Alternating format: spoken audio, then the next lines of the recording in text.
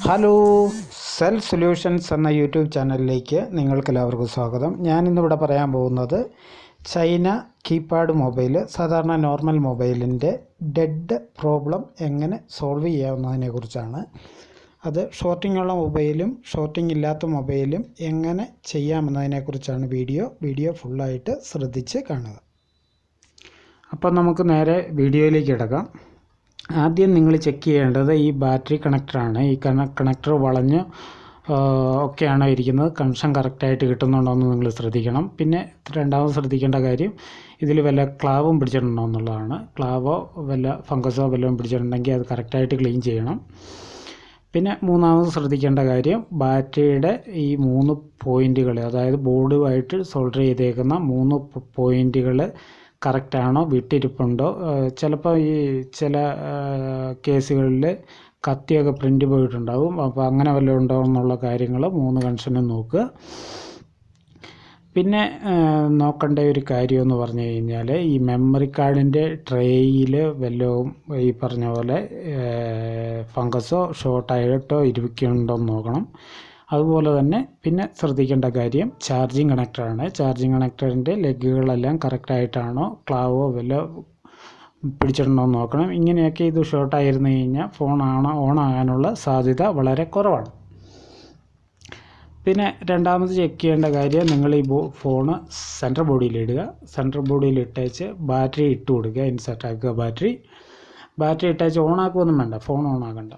നിങ്ങൾ ഇവിടെ ഈ പവർ സ്വിച്ചിൽ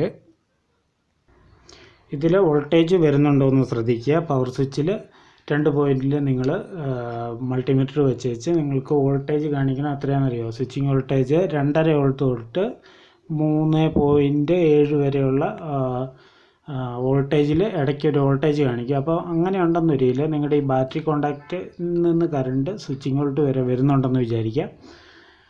അപ്പോൾ സ്വിച്ചിങ് വോൾട്ട് വരുന്നുണ്ടെങ്കിൽ നിങ്ങൾ ചെയ്യേണ്ട കാര്യം, സ്വിച്ചിങ് വോൾട്ട് വരുന്നില്ലേ നിങ്ങൾ ചെയ്യേണ്ട കാര്യവും വ്യത്യാസമാണ്. സ്വിച്ചിങ് വോൾട്ട് വരുന്നുണ്ടോ എന്ന് നോക്കുക. വരുന്നുണ്ടെങ്കിൽ പിന്നെ ഇതിൻ്റെ പ്രശ്നമെന്ന് പറഞ്ഞു കഴിഞ്ഞാൽ, നിങ്ങൾ ബോർഡ് തിരിച്ചു വയ്ക്കുക.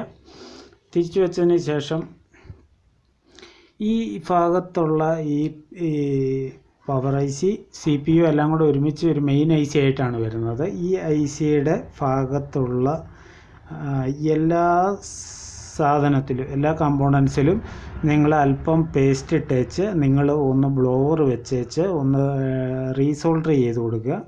നിങ്ങളൊരു 250 ഒക്കെ ഇട്ടേച്ച് ഹീറ്റ് ഇട്ടേച്ച് നിങ്ങൾക്ക് ഒന്ന് ഡ്രൈ സോൾഡർ ചെയ്ത് കൊടുക്കാവുന്നതാണ്.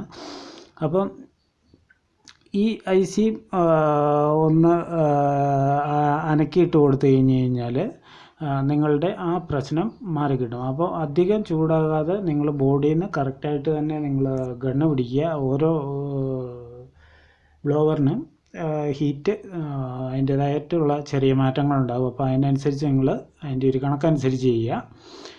അപ്പോൾ ഇതാണ് സ്വിച്ചിങ് വോൾട്ട് വരുന്നുണ്ടെങ്കിൽ നിങ്ങൾക്ക് ചെയ്യേണ്ടത്.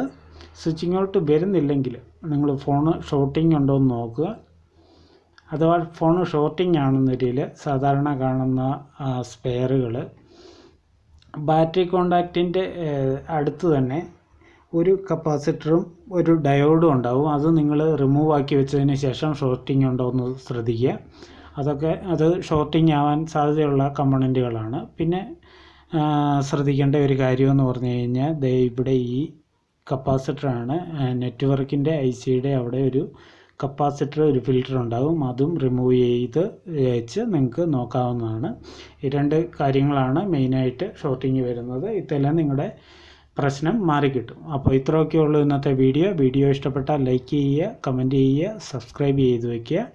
അപ്പോൾ ഒരു പുത്തൻ കിടിലൻ വീഡിയോ ആയിട്ട് വരുന്നവരെ എല്ലാവർക്കും നന്ദി, നമസ്കാരം, ഗുഡ് ബൈ.